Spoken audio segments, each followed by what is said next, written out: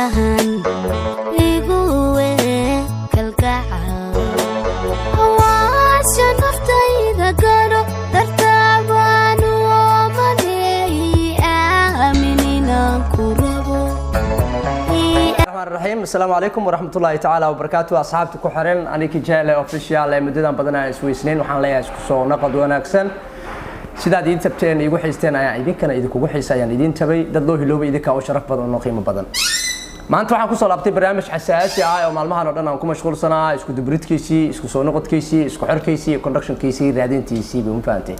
بعدين تقودن بيسنا وحيجي صوب شيء إن عيد لو داقو هالك وحمريان هوش عن وضو يهوش عدا إذا كرب إذا كنا إذا لو ذاقو سيدا أوضة سعتان با إذا كان ضدك عن وحلسه عن با أنت با فنانين أنتوا قبضان عن بعض الهيسكا كاران كوعنتا وحيتاي كربونو ضدك وأوكا كاران ضدك وأوكيد هويجي فنكا لقصو أساسي كسو بحيين إلا يسو جرينكي وبحيدي وحي هيدك مدي كاران haddii aan soo naqano oo jiilka haatan amba da'deeni amba saaxiibadeeni amba asxaabteeni muqdisho amba qurbaha qaarkood jiraan qaarna caan ka yihiin inta badan haddii aan ku bilaabo Axmed Xasan Khaliil Sakoro oo ahaa fanaankii degmada Kaaraan fankeedii kala soo hana qaaday heestii Soomaaliya ku caan baxay labo haddii aan ku cimaamado haddana saaxiibkayga qaaliga ah haatan safarka qalbiga aan ka salaamayo fanaankayga Meekshen oo isagana ahaa halkii meega loogu dhiibay Meekshen ay ugu baxday fankiisa oo ka soo bilowday sidoo kale to walaasheeda nadiiro iyadana ah halkii ay meega ka qaaday fankeedana oo ka bilowday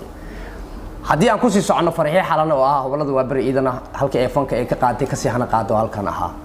Maxamed Xidig oo baatana Soomaalida Maxamed Xidig inta bay sugu naanaysan saaxiibkii khaliga Maxamed Xudiin isagana waa halkaan Xamdi Bilan oo iyadana fanaanad hada dadka aan ugu jecelnaa kamid ah iyadana halkaan ay ka qaaday Akram AK iyo dad kale oo intay fankoodii ka imaamuteen Abdullahi Yariso oo isagana ahaa fanaan kale oo halkaan oo fanka qaaday iyo fanaanin kale inta aan ku soo koobi karin haddii aan kama aanan tagin haatan 2020 sanadkii hadda tagay waxa kamid ahayd gabadhan Leila Dhoore kooxdan Heegan ay qaadatay iyadana hadda oo fanaanintan inta badan ay dumarka la xiisay hadana iyadana kamid ah waa hal sano ka hor halkii ay fankeedii oo ka soo bilowday waa halkaani waa xafiiskaani waa hoygii fanka ee Kaaraan ee keedkeedii ahaa marka waxaan haatan si dardargal in ah culus shaqadeedii fanaaniintii hore fanaaniin cusub aan ku dhisayna ku adkeeyna sida mar labaad baag ay ku noqon lahayd uguna soo muuqan lahayd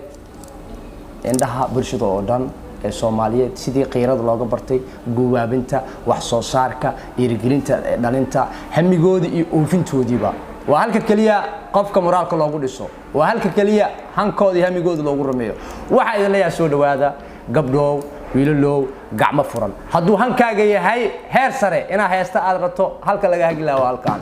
meegu ku furan yahay welcome bulshada Kaaraan welcome qof walba oo fan ah